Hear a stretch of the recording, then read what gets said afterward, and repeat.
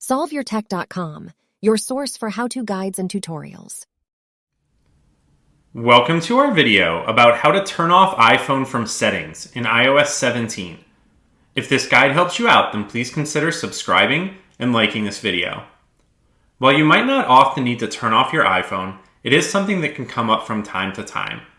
One way that you can turn off the phone is to press and hold the volume up button and the power button at the same time, which is going to bring up a screen that looks like this, and then you can just drag that slider to the right of the screen to turn off the phone. But there's also a way to turn off your iPhone through the Settings app. You can do this by opening the Settings menu by tapping this gray gear icon. Then you can scroll down and select General from this menu. And then you can scroll all the way to the bottom of this screen where you're going to find a Shut Down option.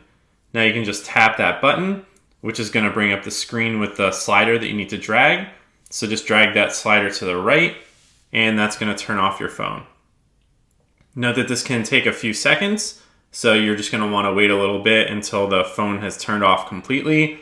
I generally like to give it about 20 or 30 seconds, but once the phone is turned off completely, then you can just press and hold the power button if you want to turn it back on.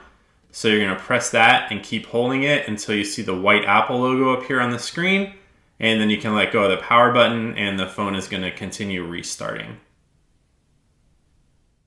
Make sure to like this video and subscribe to our channel to see more tech guides like this one.